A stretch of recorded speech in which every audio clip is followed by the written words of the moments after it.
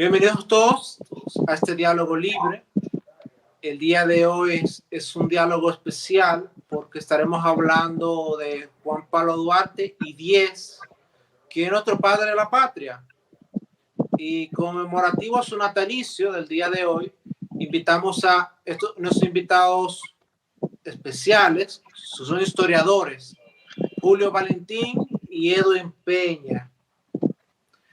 Si bien los diálogos libres son siempre, o sea, algún tema del invitado, y por eso hacemos una pregunta a los invitados. Y ahora vamos a hablar de Duarte, pero yo creo que tampoco se van a zafar de la pregunta que siempre hacemos a todos los invitados. Y es, para ustedes, ¿qué es la libertad? Bueno, para mí la libertad es la capacidad que tienen los individuos, es decir, las personas, para obrar según su propio criterio y conforme a su voluntad, siempre y cuando respetando la libertad individual de los demás. Es lo que, con respecto a mí, es la libertad. La libertad para mí es decir y obrar y transaccionar con quien te dé la gana sobre lo que te dé la gana, siempre y cuando sea lícito dentro de una sociedad. Si bien todos acordamos dentro de una constitución respetar dichas leyes, dentro de las mismas está nuestro acuerdo y ahí está nuestra libertad. Nada que está dentro de la ley atenta contra nuestra libertad, a menos que una ley sea injusta y disminuya las leyes. Eso para mí es la libertad. Muy buena respuesta. Vamos al mambo. Antes de caer en Duarte, yo creo que todo el mundo tiene un origen y muchas veces nos ayuda a ubicar por qué pensaba así o qué facilidades disfrutaba nuestro patricio, Juan Pablo Duarte y 10. ¿De dónde viene? ¿Qué tan lejos en la genealogía los documentos nos permiten irnos con Duarte? ¿De dónde viene Duarte?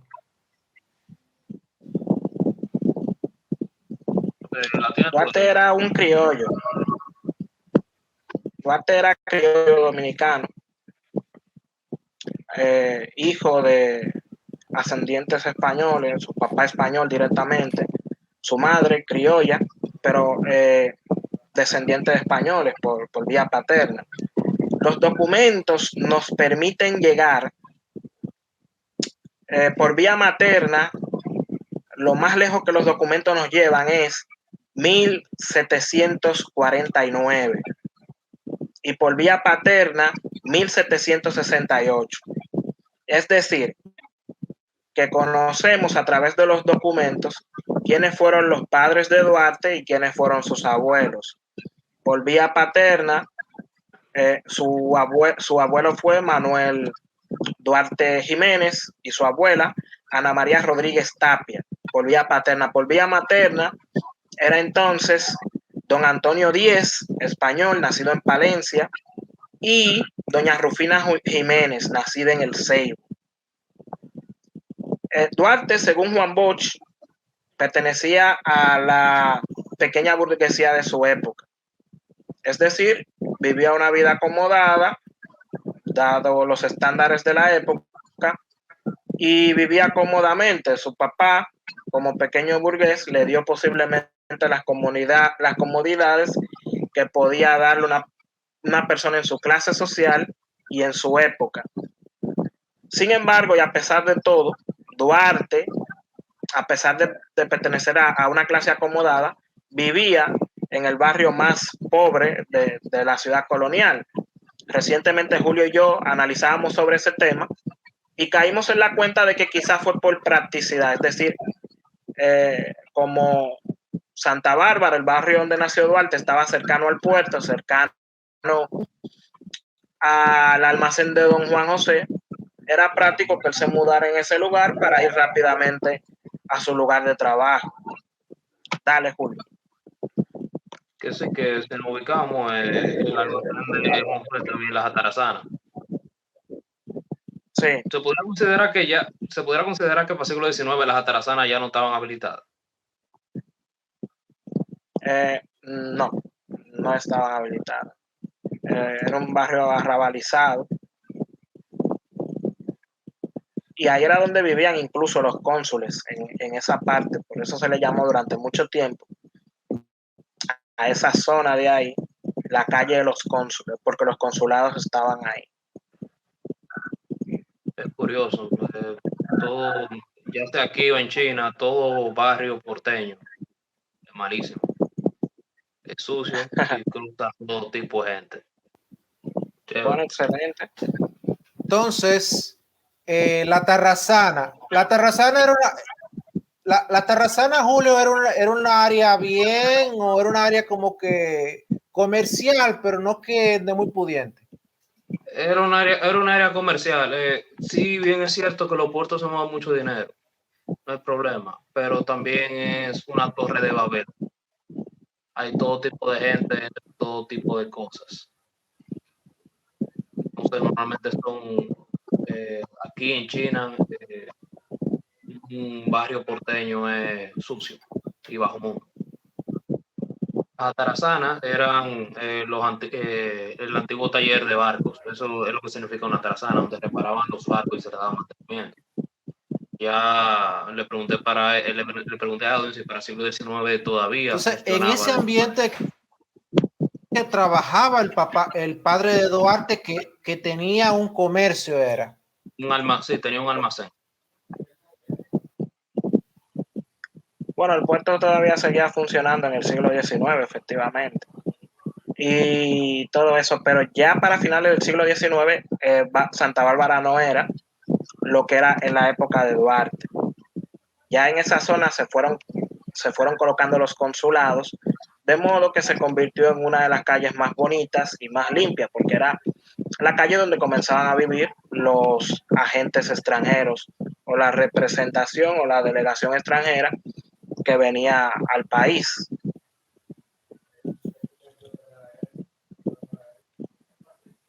Entendido. ¿Alguna duda, Carlos?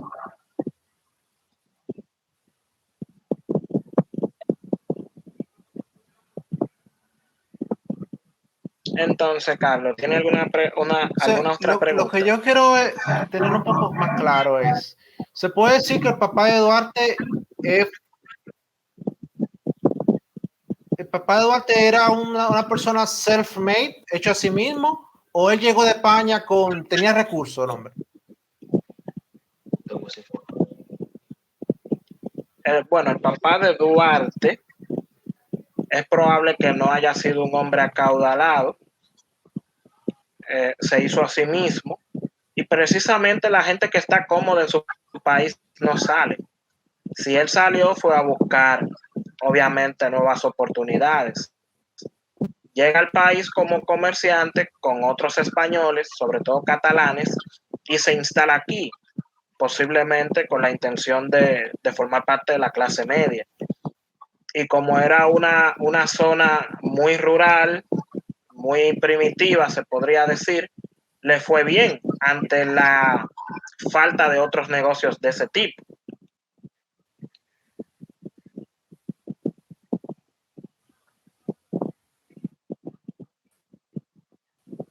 Ya eso más o menos nos ubica porque es un español recién llegado a Santo Domingo,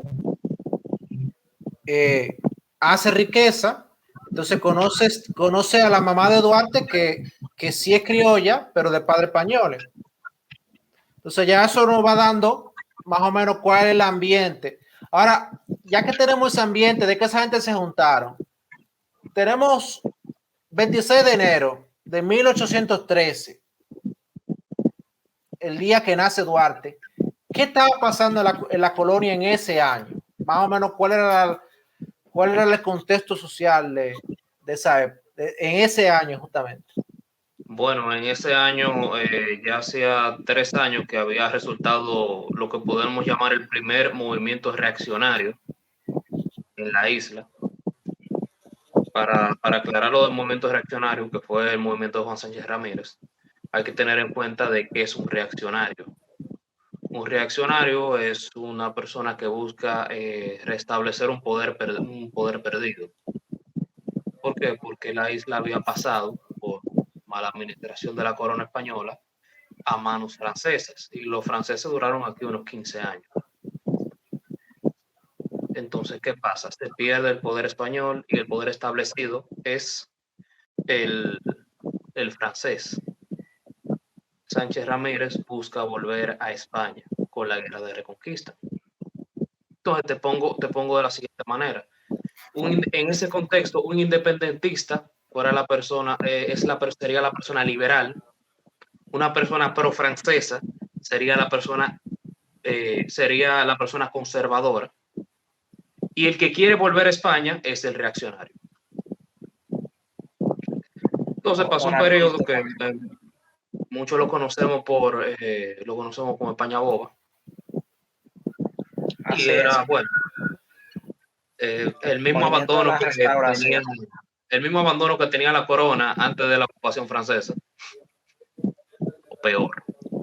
Nuestra historia se conoce como la Reconquista también. Reconquista, tenemos la Reconquista, la independencia efímera, la independencia, la restauración. En ese preciso momento, como decía Julio, estábamos en plena España boba.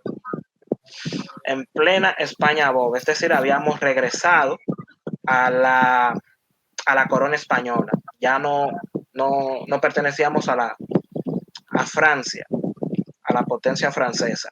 En ese momento gobernaba en 1813, desde hacía un año, comenzó en 1812, un gobernador español llamado Carlos Urrutia, a quien los criollos dominicanos le llamaban Carlos Conuco.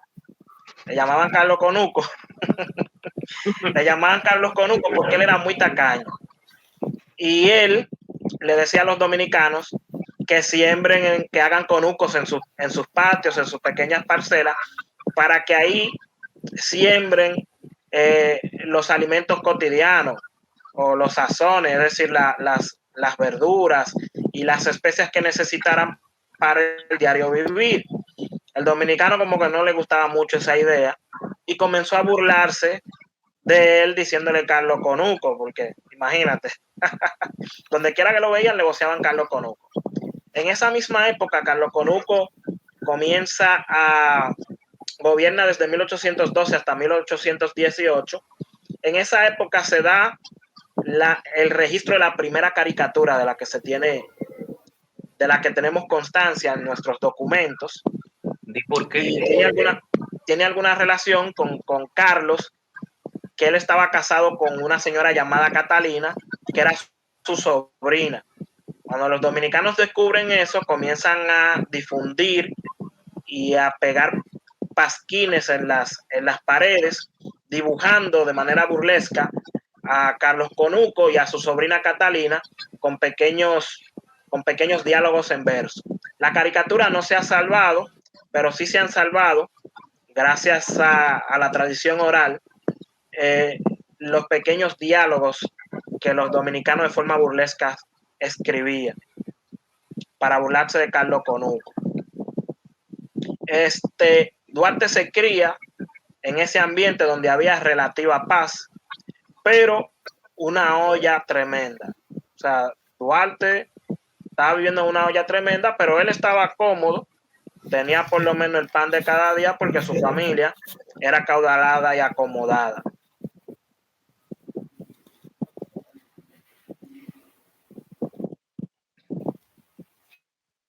Ahora, ya que tenemos el contexto de dónde, cómo vivía, vamos a caer en quienes instruyeron a Duarte en su juventud. O sea, qué nivel educativo realmente recibió.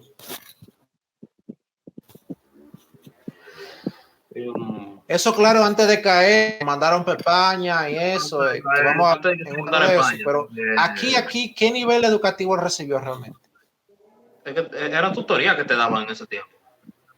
Un sacerdote, me Sí, imagino. en ese tiempo todavía no teníamos una educación formal, es decir, instituciones eh, pagadas o difundidas desde el Estado, desde el gobierno. No habían escuelas públicas, sino que todas las escuelas eran privadas. Y eran pequeñas escuelitas, esas que se hacían antes debajo de una mata. O personas que eran intelectuales o personas que sabían, tenían una educación superior, daban clases, cobraban por eso.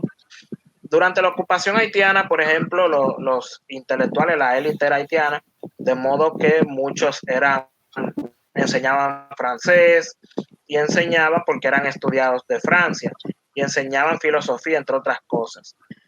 Las primeras manifestaciones educativas de Duarte proceden del seno materno. Dice Rosa Duarte que su madre le dio las primeras lecciones de aprendizaje, de lectura, dice ella textualmente, y luego hace referencia a una señora Montilla que también le ayudó. Existe la tesis de que doña Manuela no sabía leer, entonces eso es porque doña Manuela no aparece firmando ningún documento. Y es extraño, ¿verdad que sí? Hay documentos de venta donde Manuela le cede el poder a Rosa Duarte para que ella sea la que firme esos actos de venta. Entonces, eso era común en personas que no sabían escribir y leer. Le cedían a otra persona, a un familiar, el poder para que pudiera concretar una venta. Pero bueno, ese es otro tema que cae dentro de la especulación. Pero según Rosa Duarte, que podríamos considerar fuente primaria, las primeras lecciones las recibe Duarte de su madre y de una tal señora Montilla, de la cual no tenemos registrado el nombre. Más adelante, Duarte comienza a estudiar en la escuela del señor Manuel Aybar, donde aprende otras cosas. Quizás ya sabiendo leer, aprende de matemáticas, ese tipo de cosas. Y más adelante, ya siendo un poquito más joven, eh, casi llegando a la adultez, aprende filosofía con el padre Gaspar Hernández, aprende música con Antonio Mendoza, aprende latín con Juan Vicente Moscoso, y ya entonces que él se va a España, donde aprende inglés, aprende francés, más adelante es exiliado y en el exilio se va a Hamburgo, donde aprende alemán, y ya lo demás Duarte lo aprende autodidactamente, ya sea en Venezuela o aquí mismo en República Dominicana. Entonces Duarte se podría decir que recibió una educación superior autodidactamente gran parte, pero no recibió estudios universitarios. Es enviado a España para que estudie, pero en España no culmina sus estudios, sino que luego de 2 años se regresa a Santo Domingo por la urgencia que tenía de trabajar en los fueros de Cataluña, como decía él, o en ese asunto de la independencia. Si bien es que este joven acomodado de la colonia de Santo Domingo lo mandan a España a estudiar. Explica qué fue lo que ocurrió y que mandan a Duarte a estudiar, a dónde lo mandaron a estudiar y qué pasó, que dónde fue que estudió, porque no queda claro la historia. Esa historia es genial. ¿La corta o la larga? La oficial o la extraoficial. Oficial o la extraoficial. Porque si es oficial, no pasó nada, simplemente su padre era rico y lo mandaron para allá. Lo La mandaron a estudiar extraoficial, porque la universidad estaba cerrada. Ese dice el oficial. Sé libre, la que tú quieras. Dale, Julio. el muchacho estaba rebelde. Sabes que lo de Santa Bárbara, como recalcamos, Santa Bárbara era un barrio malísimo. Y ahí iba todo tipo de, y vivía, iba todo tipo de personas. Entonces, entre todo tipo de personas, tú podrías encontrar mujeres de dudosa procedencia. Y en esas damas de dudosa reputación, pues estaban Félix María Ruiz y Juan Pablo Duarte, ya cuando cumplieron 13, 14 años, que ya tú sabes que esos muchachos se ponen inquietos. Entonces los papás tenían miedo de que ellos preñaran alguna. Lo separaron, a Félix María Ruiz lo mandaron para el campo y a Duarte lo mandaron para España. Ahora, hay un detalle. Duarte fue enviado a España a que se tranquilizara, pero el papá de Duarte cometió un errorcito de cálculo y fue que lo mandó a Cataluña, en pleno nacionalismo catalán a todo.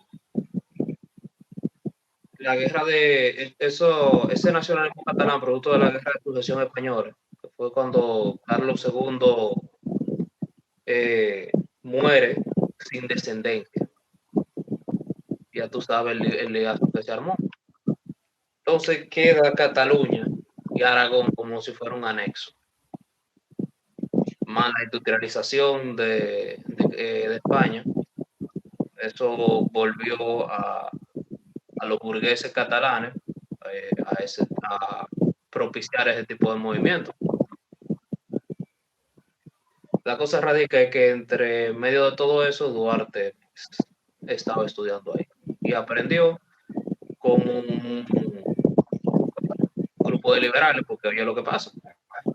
Cuando se ejecuta la Revolución Francesa, cuando se ejecuta la Revolución Americana, cuando se da todo el nacionalismo catalán, que te demuestra que ya el liberalismo no estaba en los libros no era cuento de camino, no estaba en los libros de John Locke, ya se estaba aplicando, y duro, y rápido, y se estaba replicando en muchísimas partes del mundo.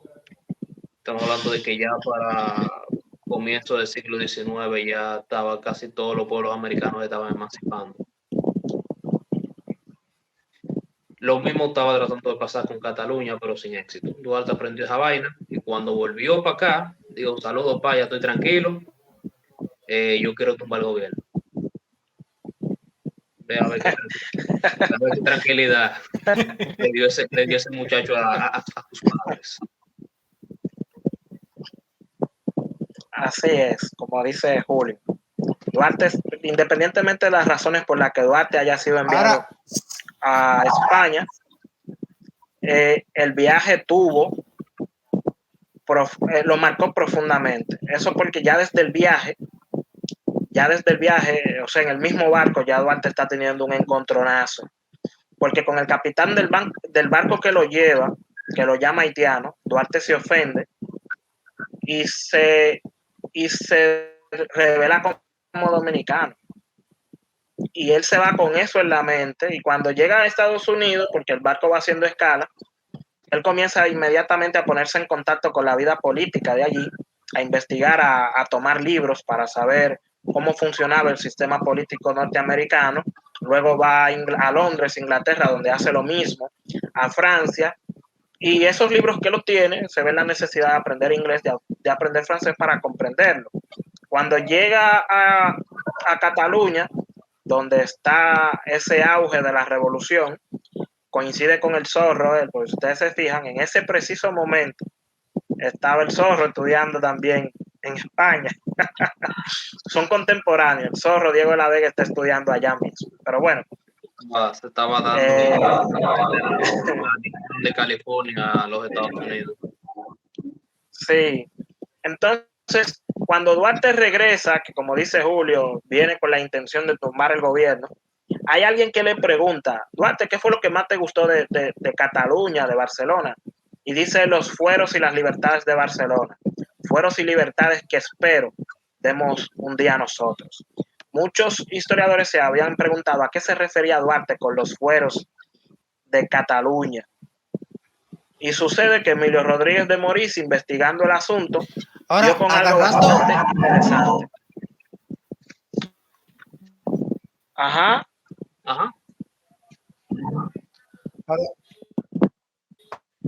Agarrando ese comentario de Duarte, podríamos arrancar hablando del pensamiento, y esto es República Libre, Entonces, Juan Pablo Duarte, ¿se hizo liberal clásico en Europa? Hay un tema también con lo de clásico.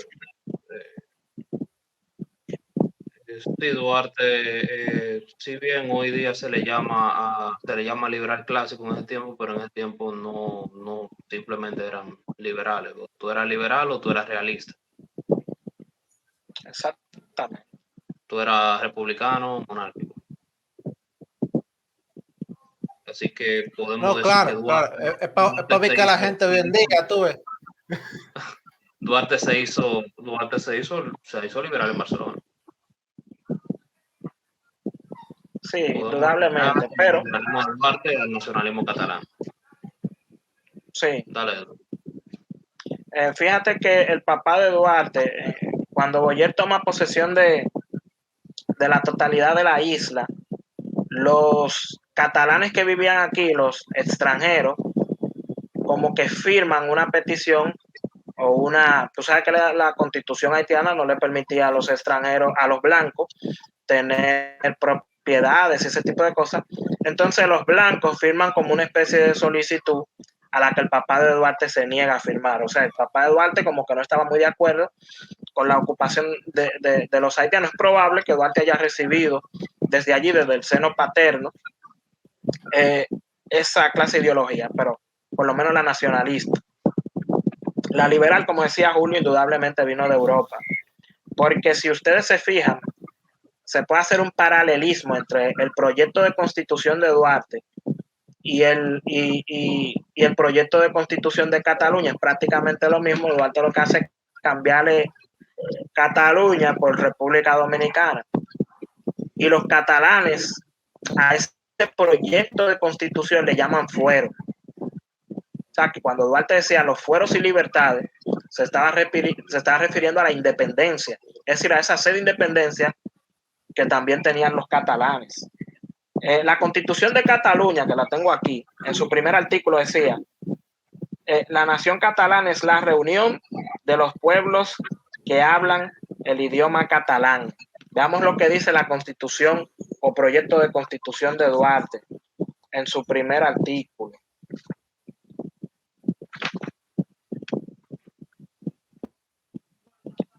La República Dominicana, no es el primer artículo, la República Dominicana, la nación dominicana es la reunión de todos los dominicanos. Y así mismo vamos a encontrar paralelismo. El segundo artículo o el tercer artículo de la Constitución de los catalanes, dice que el Principado de Cataluña es libre e independiente y por ningún concepto puede romperse su unidad ni alinearse. La Constitución, el proyecto de Constitución de Duarte decía la República Dominicana es libre e independiente y no puede bajo ninguna circunstancia formar parte de ninguna otra nación, ya sea por protectorado o anexión. O sea, allí es donde Duarte obtiene ese pensamiento, porque Duarte era radical con ese asunto, ese pensamiento radical de ese pensamiento liberal lo tiene de allí de Europa, indudablemente.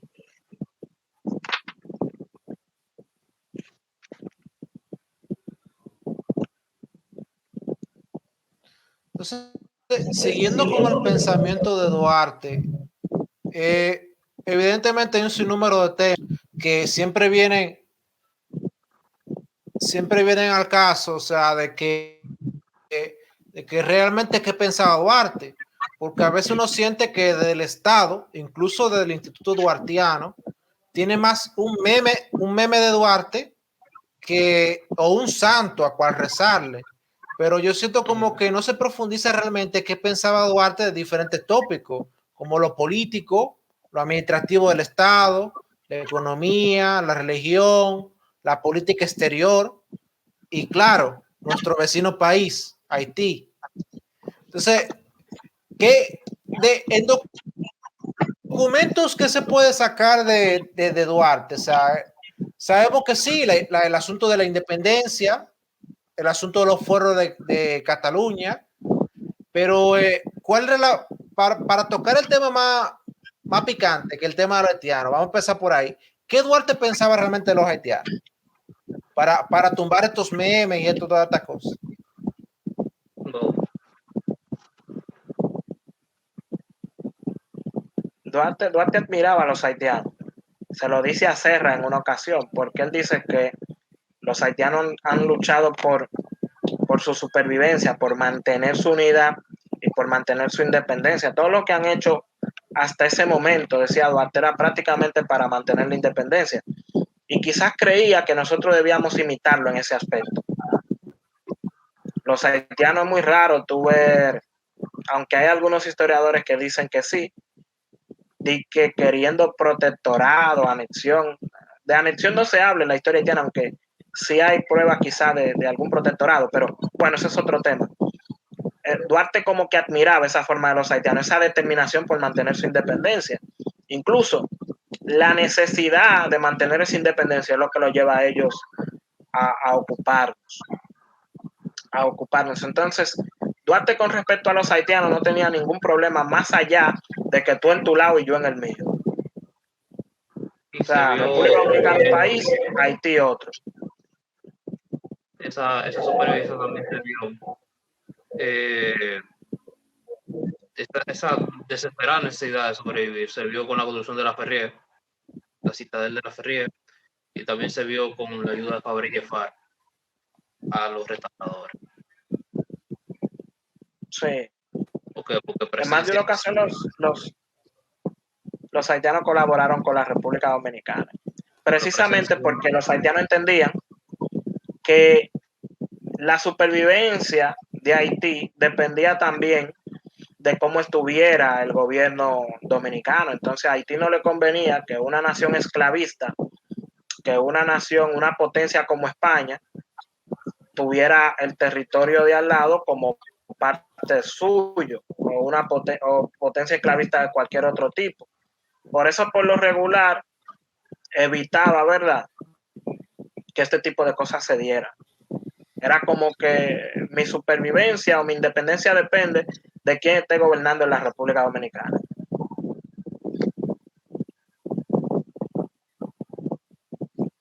Sobre el pensamiento político de Duarte. Pero para que quede claro ese punto, concretamente no hay un documento ni un texto Duarte hablando mal de los haitianos. O sea, que todo el que aparece en redes sociales hablando de que Duarte mal de los haitianos se lo está inventando. Duarte se refirió a los haitianos concretamente en una sola ocasión, y es donde habla sobre lo mucho que admira al pueblo haitiano por sus luchas. Fuera de allí, por ejemplo, si los hay, fueron otras personas. Pero incluso el gobierno dominicano tampoco, como actualmente se dice, estableció su independencia sobre la base del antihaitianismo, porque el primer decreto que emite el gobierno dominicano, que tiene 3 artículos, establece que los haitianos que viven en el territorio de la República Dominicana pueden sentirse seguros, no serán expulsados y que sus bienes serán resguardados o serán protegidos por el gobierno y las leyes. En pocas palabras, si hubiese sido anti-haitiano, no los protege de esa forma, ¿verdad que no? No, pero eran liberales y de propiedad privada. Todo el haitiano que tuviera negocio y te quisiera quedar, bueno, pues usted es dominicano ahora. Incluso Tomás Bobadilla, en ese mismo artículo, le ofrece la nacionalidad dominicana a todo el haitiano que quiera hacerse dominicano en ese preciso momento. Aunque Tomás Bobadilla lo hacía para meterlo de una vez en la guerra, porque necesitábamos gente, obviamente, y Haití ya estaba sobrepoblada en la época. Nosotros apenas éramos 100,000 personas, ellos eran 500,000 en esa época, imagínense ustedes. Entonces, sobre el pensamiento político de Duarte se conoce poco, porque Duarte pues duró poco también, o escribió poco, o muchas de las cosas, muchos de los papeles de Duarte también se destruyeron o perdieron. Conocemos el pensamiento político de Duarte a través de su proyecto de constitución, donde él habla un poco sobre estos temas. Pero, por ejemplo, que he visto en varias ocasiones sobre todo libertarios, utilizar el manifiesto del 16 de enero como prueba del pensamiento político de Duarte. Hay que tener en cuenta que el manifiesto del 16 de enero no responde a los intereses de los trinitarios, aunque hayan algunas firmas trinitarias allí, no responde a los intereses duartianos. Por eso Vicente Celestino Duarte no firma ese documento, porque ese documento era un documento escrito y amañado ideológicamente por Tomás Bobadilla. Y si uno lo lee, tiene impregnada su pensamiento político, su ideología y lo que él pensaba como conservador. Ni siquiera utiliza la palabra independencia, que era una palabra muy duartiana, sino que utiliza la palabra separación, porque en el fondo Bobadilla no buscaba la independencia absoluta como Duarte, sino que por el contrario, la separación de Haití para unirse a otra potencia.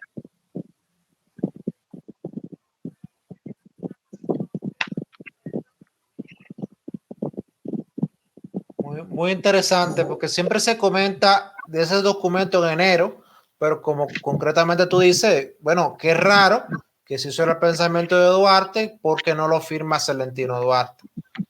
Tiene No lo totalmente firmó a sentido. pesar de que él estaba Entonces, aquí. queda el proyecto político de Duarte, queda lo más claro posible. Queda lo más claro posible En su con su proyecto proyecto, de constitución. Ahora, ese proyecto de constitución, así es. uno podría decir que él estaba proponiendo ahí un estado confederado, federal. ¿Qué tipo de...? No hay ningún detalle respecto a ese tema. Bueno, sí. Dudo que sea un estilo de gobierno federal. Sería más bien unitario. Pero estoy casi seguro de que no como lo tenemos hoy día. Duarte, Hoy tenemos demasiadas provincias y un estado todavía demasiado centralizado. dice en el artículo 17 de su proyecto de constitución, debiendo ser la nación dominicana, como se ha dicho en el artículo 6, siempre libre e independiente, no podrá ser jamás parte integrante de ninguna otra nación, ni patrimonio de familia, ni de persona alguna, ni mucho menos extraña. Es decir, Duarte no está de acuerdo con la monarquía y con la herencia de poderes, ni ese tipo de cosas. Sobre los extranjeros, Duarte no culmina su pensamiento porque aparentemente él dice que va a continuar abordando en otra ocasión esa parte, pero como no concluyó el proyecto de constitución, no sabemos qué pensaba sobre la ley, sobre los tratados internacionales. Solamente se limita a decir en el artículo 3, los tratados internacionales para que deban ser tenidos por ley internacional deben, además y antes de su sanción y promulgación por el Poder Ejecutivo, ser ratificados por el Gran Consejo Nacional, de que se hablará después. Duarte no vuelve a tocar el tema, aparentemente por la interrupción de ese asunto. Por otra parte, Duarte dividía el Estado, el gobierno en 4 poderes del Estado: el poder judicial, poder ejecutivo, poder legislativo y poder municipal. De modo que los municipios tendrían cierto tipo de independencia. Sobre la religión, dice Duarte, ya para que continuemos, dice Duarte, la religión predominante en el Estado deberá ser siempre la católica apostólica. No dice que el Estado es católico, dice que es la predominante, es decir, la que los ciudadanos más son católicos, qué sé yo. Pero dice sin prejuicio de libertad de conciencia y tolerancia de culto, de sociedades no contrarias a la moral pública y a la caridad cristiana. Es decir, aunque en República Dominicana haya muchos católicos y posiblemente la mayoría serán católicos siempre, no tenemos problemas con la religión que tú decidas ser. Porque hubo una vez que se prohibió el culto evangélico aquí, o que otras religiones pudieran preponderar, entre otras cosas. Por ejemplo, la Iglesia Católica se puso contra los haitianos, aparte de haberle retirado sus rentas, y dejar de financiar los sueldos de los padres y obispos, esas cosas, la iglesia se pone en contra del Estado haitiano, sobre todo porque el Estado haitiano permitía la libertad de culto, y durante el Estado haitiano llegan aquí los primeros protestantes y al mismo tiempo los primeros judíos llegan aquí durante el gobierno haitiano, y a la iglesia católica no le gustaba tener competencia. Ellos habían aplicado la limpieza y las devastaciones, que se decía que en el norte habían Biblias protestantes y que eso había que salir de eso. Exactamente. Y eso también nos trajo otro problema, que fue la centralización estatal. Entonces, él establece la libertad de conciencia y culto, pero también indica que eso siempre cuando la moral pública y la caridad cristiana, ese punto ahí no quedaría un poco entonces aéreo respecto al pensamiento de Duarte. ¿Por qué? ¿Por qué aéreo? Dale de nuevo. ¿Qué tú quieres decir? Bueno, él dice... No, porque te doy libertad de conciencia y tolerancia siempre y cuando tú no molestes a lo católico. Eso es lo que podría interpretarse en ese capítulo. No solo eso, se interpreta que tú tampoco puedes hacer un culto a Satanás. Por ponértelo así.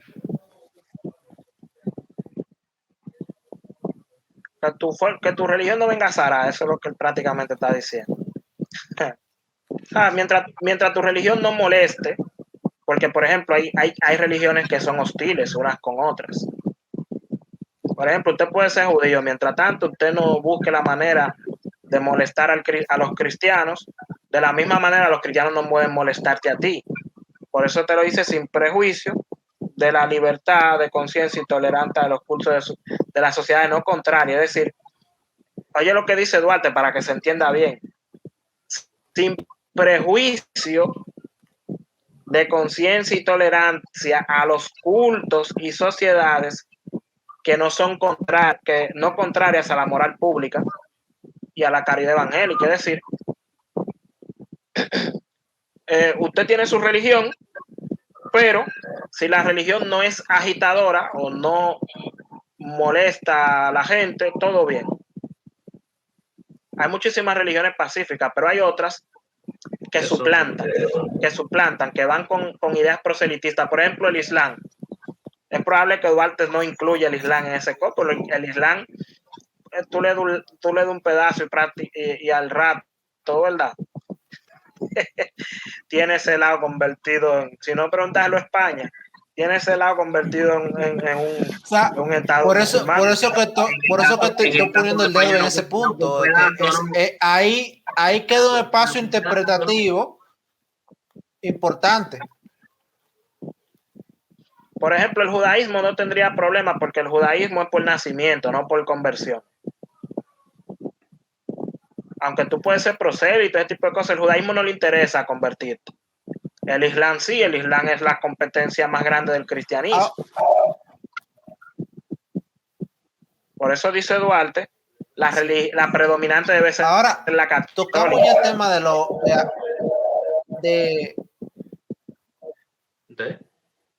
sí, tocamos ya el tema de Haití, la religión, la división política, y nos queda un tema que para mí no es menos importante, que es el económico. Duarte en alguna parte habla de economía, concretamente. Claro, sabemos que él sí respetaba la propiedad privada, tanto así que si tú eres haitiano, te respetaba tu propiedad privada, independientemente si hay una independencia. Pero algún mensaje que le haya dejado por ahí de cuál liquidaron a los funcionarios haitianos. Sí, hubo que darle eso. ¿Cuánto no dejan ni uno y hubo que darle, los pocos que dejaron tuvieron que pagarle el barco para que se fueran, porque los haitianos no se querían ir a pie porque sabían que en el camino se lo iban a lamber los dominicanos. Tuvieron que alquilar un barco a los haitianos para llevárselo para Haití. Para preservar su vida y liquidarle el salario. Ya tú sabes el respeto de la vida y propiedad privada que tenían esos tipos. O sea, yo personalmente no hubiera liquidado a nadie. Yo váyanse de ahí. Mella no quería. Sánchez fue que dijo, vamos a salir de esa gente, ven. Y Mella, pero no hay cuarto.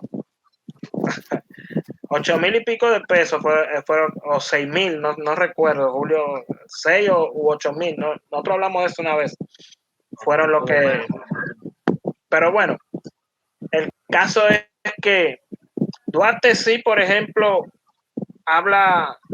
habló de la idea de crear incluso un banco central. Eso no lo dice Duarte directamente, pero lo dice Andrés Virrascondo. Andrés Virrascondo fue un prócer puertorriqueño que fue exiliado de Puerto Rico y se asila en Venezuela. Ahí en Venezuela, en Caracas, se hizo vecino de Duarte y él veía a Duarte siempre sentado afuera de su casa, cogiendo fresco. Y cuando se da cuenta de que este tipo es prácticamente el padre de la patria de la República Dominicana, se sienta a hablar con él porque Virrascondo era independentista y habla con él. Entonces, en sus memorias, publicadas poco antes de morir, Virrascondo dice que Duarte le habló sobre la idea de crear un banco central si él hubiese alcanzado la presidencia en 1844 y el establecimiento de una moneda fija y al mismo tiempo hacer, si se quiere, inversiones en el extranjero o permitir que los extranjeros inviertan aquí e implantar en la República Dominicana el cambio de divisa. Todo eso lo dice Andrés Virrascondo en sus memorias. No sabemos hasta qué punto es cierto, pero ahí nos podemos dar una idea de lo que pensaba Duarte al respecto.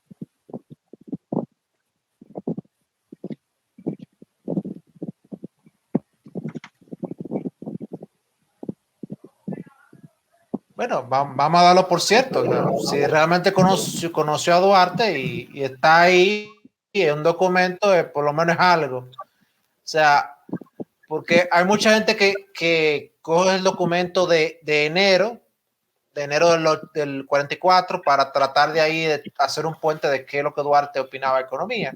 Pero yo creo que ese documento de Virrascondo es quizás un poco más aterrizado de que más o menos por donde realmente iba. Virrascondo es fuente primaria. Entonces, conoció directamente ya pasando del pensamiento de Duarte. La creación de la creación del Banco Central no es ajena al liberalismo clásico. También. Y el dicho de que Dios, patria y libertad, era Dios, patria y el rey en España, en Cataluña. Eso era un dicho catalán que Duarte trajo para acá.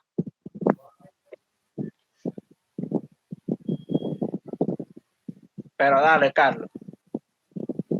Por eso los libertarios gringos le tienen un odio del diablo a Hamilton. Ya pasando del tema del pensamiento de Duarte.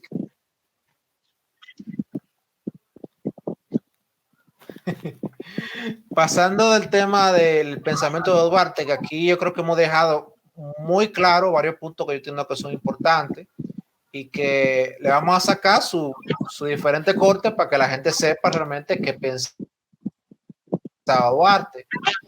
El 11 de abril de 1894, Ulises Serós Lilis proclamó la ley aprobada en el Congreso Nacional mediante la resolución 3392 que establecía que los padres de la patria eran Duarte, Sánchez y Mella, poniendo fin a 50 años de aclarados e intensos debates. Jugando abogado del diablo, porque debatían si Duarte era padre de la patria o no, y porque hay alguna gente que hoy en día dicen que no lo era.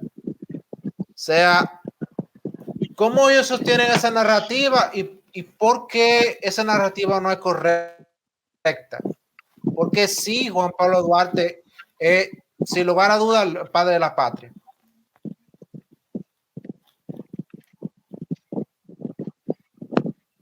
Uno, comenzando con todo lo que hemos mencionado el día de hoy. Comenzando porque es el ideólogo de la Trinitaria, no solo el ideólogo de todo lo que tiene ella. Comenzando con que no hay 27 de febrero sin Duarte.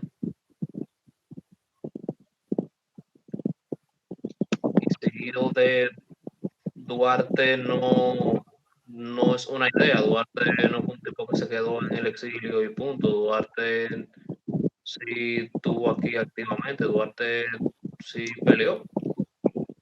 Oh, pero todavía estoy yo haciendo chistes sobre el lío de Sabana Way. Exactamente.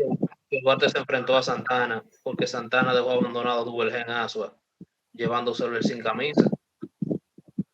Y la idea de Santana era que Duvergén se desangrara y muriera ahí, dejándolo en combate desigual con los haitianos.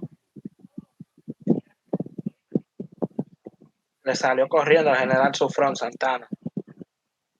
Dicen algunos, pero bueno. Duarte es indudablemente el padre de la patria. Lo que pasa es que Duarte prefiere mantenerse en el exilio que venía a coger un cargo a Santana aquí, o a Báez, como hicieron Mella, como hicieron Sánchez. Si Duarte no se queda en el exilio, hoy en día no sería un ejemplo para los dominicanos, como un tipo que amó a la República Dominicana y se mantuvo puro en sus pensamientos, que eso no lo logra nadie. A Sánchez se le considera un tránsfuga, que bailó en todos los movimientos políticos que hubo. Mella, por un lado, Duarte fue el único que se mantuvo íntegro a su pensamiento y prefirió mantenerse en el exilio antes que venir aquí y formar parte de, o coger un sueldo a Báez, cogerle un puesto a Santana. Santana no le iba a permitir la llegada a Duarte tampoco, porque sabía que Duarte era un tipo indoblegable en ese aspecto. Por eso, para que Duarte no se ve la necesidad de volver por causa de su familia, lo aleja, o sea, manda a su familia al exilio para que Duarte no pueda volver. Y cuando Duarte, por ejemplo, es exiliado, a todito ellos le mandan una comunicación de regreso en 1848 y el único que no la recibe y quizá ni cuenta se dio es el mismo Duarte, porque a Duarte no lo querían. Duarte entonces se mantiene alejado de la política dominicana por 20 años. Él se mantiene al tanto por los periódicos, por las cosas que salen en el ámbito internacional, pero al mantenerse alejado por 20 años, se convierte para toda una generación en un total desconocido. Entonces, la narrativa que se mantiene es la narrativa santanista, la narrativa sanchista, porque Duarte no tenía quien hablara por él en República Dominicana. Mella y Sánchez sí tenían quien hablara por él, incluso Santana. Entonces, Duarte solo por ahí, quizá, y de luego muerto, no hay nadie que saque la cara por él. Y es cuando comienza una generación de historiadores, de estudiosos como Federico Enríquez y Carvajal, José Gabriel García, Emiliano Tejera, que comienzan a investigar el asunto, se dan cuenta que el verdadero ideólogo de la República Dominicana es Duarte. Incluso el nombre de la República Dominicana es invención duartiana. O sea, Duarte inventa ese término. Antes de Duarte, no hay ningún documento que hable de República Dominicana, de Dominicana como república. El antecedente más antiguo es precisamente el juramento de los trinitarios, que dice en 1838 que serán reconocidos bajo el nombre de la República Dominicana, bajo el lema sacrosanto de Dios, patria y libertad. Entonces, a partir de finales de año es que comienza a crecer una generación que estima a Duarte, y por eso a Duarte lo imponen como padre de la patria. Además, Duarte no soñaba con una república independiente. No soñaba con eso ni Mella, ni Sánchez, ni Santana. Entonces, si hoy tenemos una república independiente, porque hija del pensamiento y la ideología duartiana, que era el único que era independentista en el sentido estricto de la palabra. Los demás eran por coro que se movían. Maten al pastor, como dice la Biblia, y las ovejas se dispersan.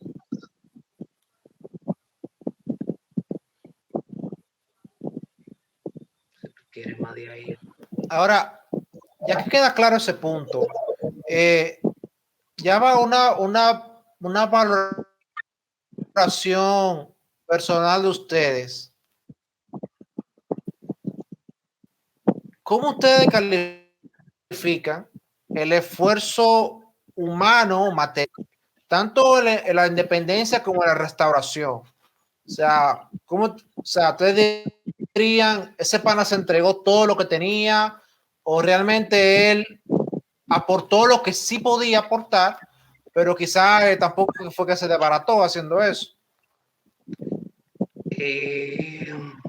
Mira,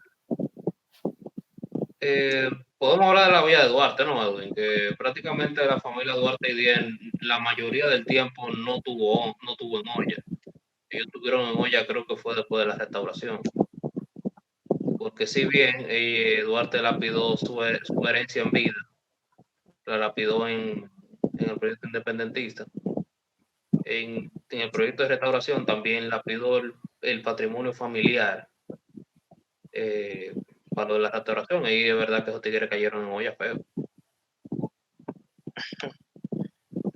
Exactamente. O sea, para mí Duarte es el final, porque el tipo sacrificó lo suyo. O sea, su herencia personal. Estando Duarte exiliado en Curazao, me parece. Le dice, le dice Sánchez, mira, necesitamos esto y esto y esto. Que tú, busca eso, aunque sea a costa de una estrella del cielo. O sea, saque eso de donde sea que lo necesitamos. Duarte estaba en olla en ese momento, allá en Curazao. ¿Tú sabes lo que hace Duarte? Duarte escribe para atrás una carta que la entrega y la lee el mismo Sánchez, donde él le dice a su familia, si ustedes quieren reunirse conmigo, la única manera de ustedes reunirse conmigo es que la república sea libre e independiente, porque a mí me están buscando, ¿verdad? A carta blanca, a los haitianos. La única manera en que yo me pueda reunir con ustedes es si la república es independiente. Y la única manera en que la república es independiente es si hay cuarto. Papá se murió y dejó algo. Si ustedes quieren, cédanme su herencia y que Sánchez use esos cuartos para comprar lo que necesita, ¿verdad? También le dice a Sánchez que vende una casa que el papá le había regalado en la calle Las Mercedes, esquina Las Damas. O sea, el tipo estaba desprendido totalmente con respecto a la idea de la independencia. Y cuando se da cuenta de la anexión a España, lo primero que hace es vender la casa donde ellos viven en Venezuela. Y con eso renta un barco, contrata a hombres y viene a la República Dominicana. Que Rita Indiana le debe su existencia a ese hecho. ¿Por qué? Porque Rita Indiana es descendiente de Manuel Rodríguez Odgio, o Odgio, qué sé yo, cómo que se pronuncia. Y a él fue Duarte que le dijo, vamos para allá, para RD. Manuel Rodríguez Opio, él estaba en Venezuela, y Duarte que le dice, ven conmigo que voy para allá. Manuel Rodríguez Opio se monta en el barco con Duarte, viene, se queda aquí, se casa, y de ese matrimonio que desciende Rita Indiana, la cantante, y también Ito Bisonó. Así que Ito Bisonó y Rita Indiana le deben su existencia a ese hecho particular. Entonces, qué harto estaban los ahí es donde caen en olla otra vez. Ahí es donde caen en olla otra vez, como dice Julio. Y eso podría explicar una cartita que le envía Rosa Duarte a la República Dominicana pidiendo auxilio económico, porque no tienen casa propia donde vivir. Parece que lo estaban pidiendo a la casa donde vivían. Y el gobierno dominicano le dijo, nosotros le vamos a mandar 2,000 pesos para que compren una casa y le vamos a depositar mensualmente. No era a través de un depósito como moderno, ¿verdad? Lo hacían a través de la embajada. Una pensión de 45 pesos mensuales, que eran todos los cuartos del mundo. En esa época, 45 pesos equivalía a más de 50,000 pesos de hoy en día. Muchísimo más. Entonces, imagínate, una casa valía 900 pesos en esa época. Y 45, qué sé yo. Ella pide auxilio económico y le dicen, aquí te tenemos una casa si quieren venir para acá. Rosa iba a venir, pero Manuel el loco, un hermano que tenía Duarte, que era loco, no quiso y ellos se quedaron por allá. aparentemente Rosa compra una casa, no se sabe si con los cuartos que le dieron de aquí, porque no hay constancia de eso, pero sí compró una casa. Supongo que fue con los cuartos, porque si ella hace un momento estaba en olla pidiendo y después de que aparece un documento de compra de una casa, porque verdad, le dieron lo suyo. Una casa que costó precisamente eso, 900 pesos, allá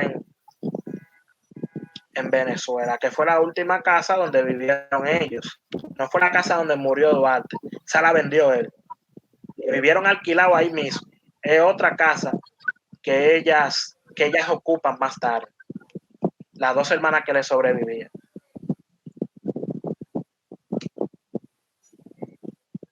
Entonces, para mí Duarte es el final. Una gente que haga eso, porque yo no sé si lo haría yo. Yo no sé si lo haría. Sobre todo uno viendo cómo en las condiciones en las que está República Dominicana y lo más agradecido que tienden a hacer algunas personas, uno lo piensa. Duarte no lo pensaba.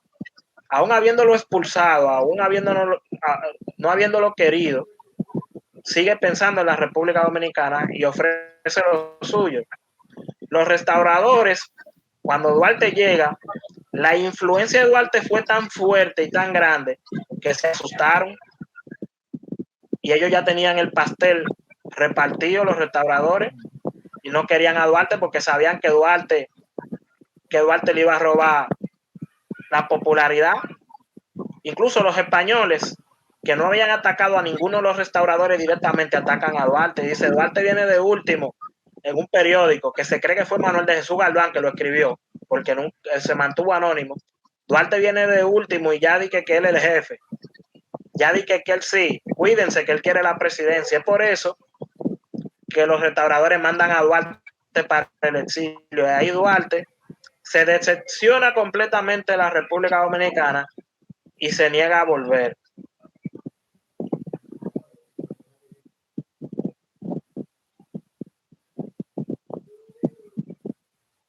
Que tiene que durar un medio bien entero.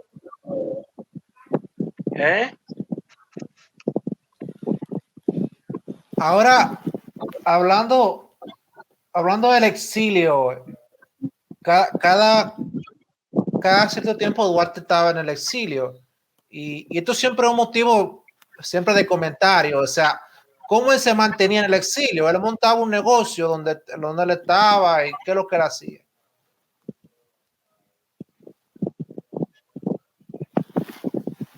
Bueno, se dice que en Venezuela él tenía una fábrica de velas frente a una iglesia.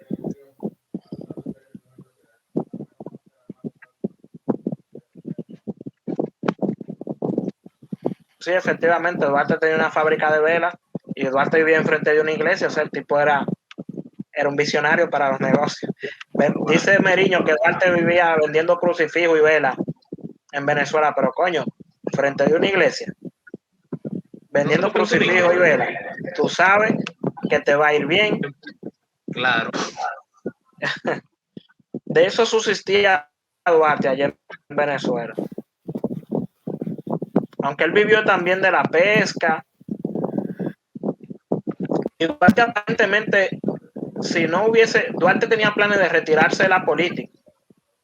¿Por qué? Porque en la misma carta donde Duarte le dice a sus hermanos que le cedan parte de la herencia, Duarte dice, y cuando la república ya no corra ningún tipo de peligro, yo me encargaré de trabajar en el almacén de papá para pagarle el dinero a ustedes. Duarte iba a soltar esa vaina, se iba a casar con Prudencia, iba a gobernar quizás por 4 años, se retira y se pone a vender lo suyo. Por ahí hubiesen estado los descendientes de Duarte armando lío, molestando. Si hubiese tenido, en ese caso, hubiesen sido una autoridad aquí. Y nada, la vuelta hubiese sido esa. Ver si uno manga con una... Es bueno que tú menciones ese punto. ¿Cuál? Porque actualmente hay, y bueno, todavía están los nietos de esa gente hoy reclamando y dando cátedra y cobrando del Estado. Oh, ahí están los No nietos. me imagino yo, los descendientes de Duarte. Ahí están los nietos de Sánchez todavía neciando. ¿Tú te imaginas si Duarte tuviera descendientes? Hermano, están los descendientes. Mira, no vamos a mencionar Bueno, apellidos. Hay gente todavía lo de viviendo. Báez, Lo de Baez es un desastre, los hijos de Baez. Tan desastroso como el mismo Baez. Es más, tan desastroso como el papá de Baez. como Ramoncito Báez, el que quebró Baninte. También está Paliza, de descendiente de Báez. Casi el gabinete entero de Abinader es descendiente de Báez. Que me mata. Los Báez siempre se han mantenido en el poder. Pero no por cosas buenas. Ahora, cerrando.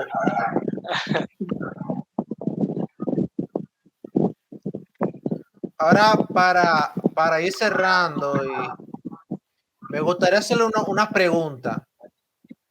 De Duarte haber vivido en esta época de la modernidad, Duarte hubiera hecho un podcast.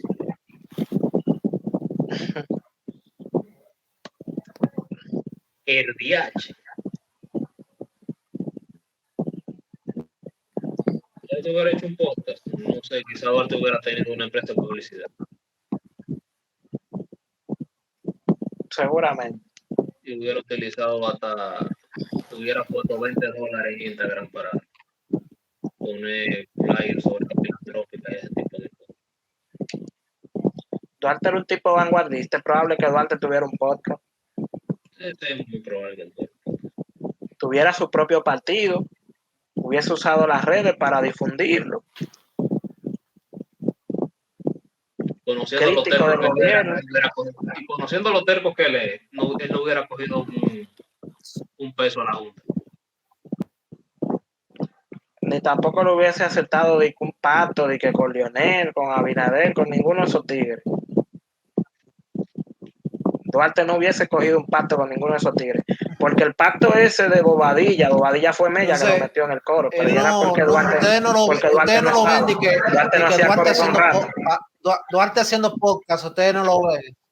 Que sí, que lo vemos haciendo podcast, lo que no lo vemos es haciendo transfugismo. Yo lo que no lo veo de que agarrándose de que de Danilo y de Lionel, pero después posiblemente Duarte estuviera en Opción Democrática.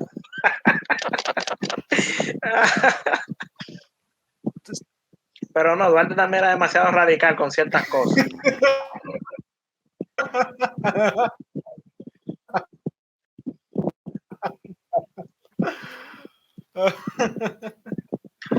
O estuviera quemado, así como Guillermo Moreno.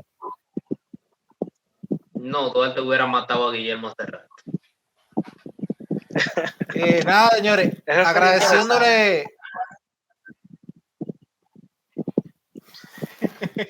agradeciéndole a ustedes su participación. Me gustaría que ustedes, cada uno den con toda la libertad una palabra de cierre. Una palabra de cierre. No sé, señores, traten de invitar a Duarte lo más que ustedes puedan para ver si este país se saca algo. No sé, persigan el liberalismo, que eso es lo único que hay que hacer. No sé, traten de trabajar día, noche, para hacer esta vaina mejor y hacer que valga la pena. Lo que sea que tú puedas hacer para descentralizar este país, lo que sea que tú puedas hacer para hacernos más libres. Lo mismo que Julio, pienso, hay que imitar a Duarte. Yo creo que ese es el camino si queremos ser una república a la altura, si queremos estar a la altura de otras naciones, de grandes civilizaciones, aunque bueno, de las grandes civilizaciones, como decía Huntington, pero en fin, tenemos que imitar a Duarte, es decir, mantenernos en nuestro camino, en nuestra vía, y no doblegar, ni no hacer pacto con gente extraña, con gente que muchas veces es malsana o tienen malas intenciones o no son puros. el único hombre que amó a la República Dominicana incondicionalmente fue Duarte. Si a la República Dominicana la amáramos incondicionalmente, porque como dicen por ahí, después de la madre uno solamente ama a la patria. Yo creo que aquí ni se robara, no se tirara basura en la calle, porque si uno ama a la República, la cuida, ¿verdad que sí? Entonces, hay que imitar a Duarte. De verdad, Duarte es un personaje que tenemos que admirar por su sacrificio por nosotros y por dejarnos una república que ojalá algún día sea tan libre como él seguramente hubiera querido que sea.